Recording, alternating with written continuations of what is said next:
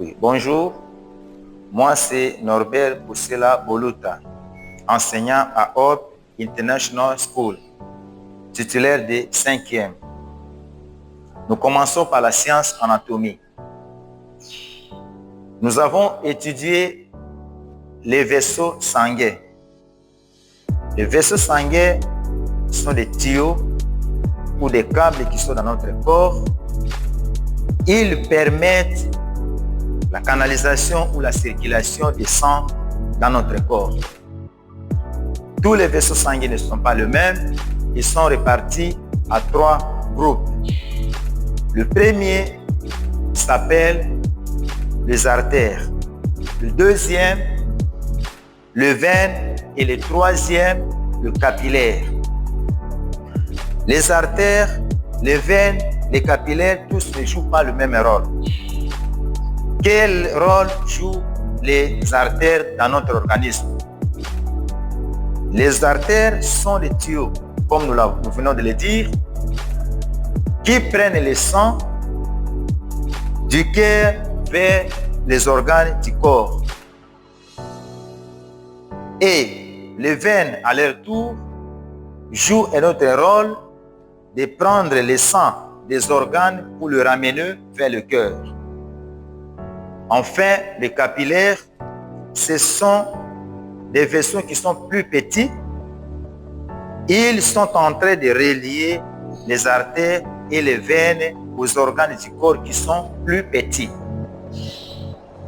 C'était ça, le sujet dernier, les vaisseaux sanguins.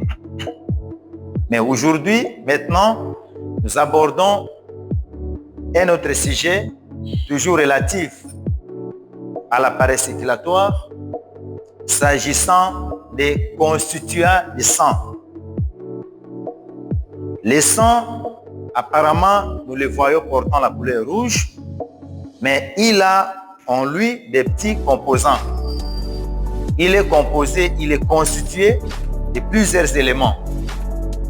Et ces éléments sont, il y a les globules rouges, il y a les globules blancs, il y a le plasma, aussi les plaquettes.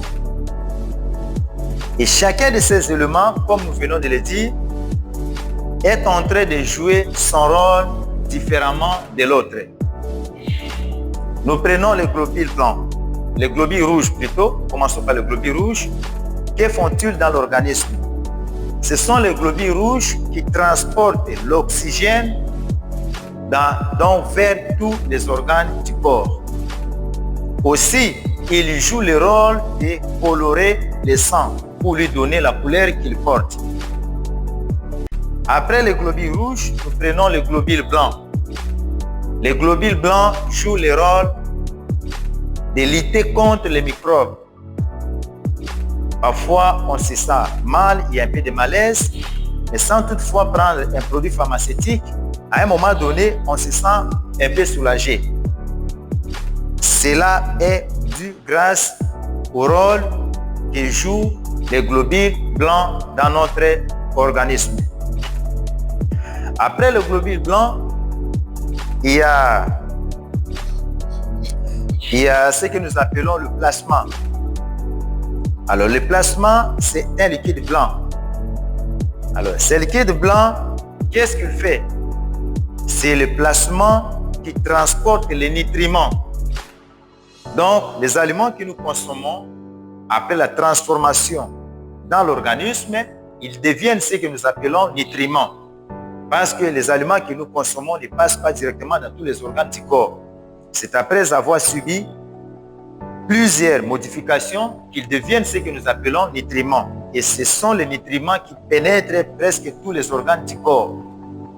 Et parmi les nutriments-là, nous pouvons citer ce que le corps cherche tel que les protéines, les vitamines, ainsi de suite. Alors c'est le plasma qui joue ce rôle de les prendre et de les distribuer dans les différentes parties de notre organisme.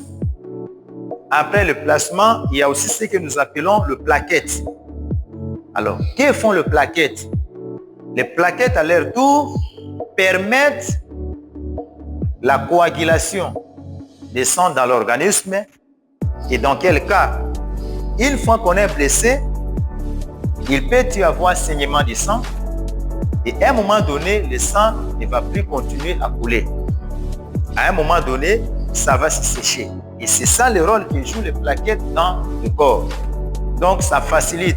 Après cette coagulation, quelques temps ou quelques jours plus tard, la plaie, nous parlons de la cicatrisation. Donc, c'est ça le rôle que les plaquettes jouent dans notre organisme. Ce sont les plaquettes qui permettent la coagulation du sang pour faire ce que nous appelons la cicatrisation de la plaie. Donc, ce sont là les éléments qui sont vus dans une goutte de sang au microscope. Ce n'est pas à l'œil unique comme ça. Après avoir mis une gouttelette de sang dans le microscope, c'est alors qu'on a pu découvrir que le sang n'est pas seulement un élément, il est constitué de plusieurs autres éléments.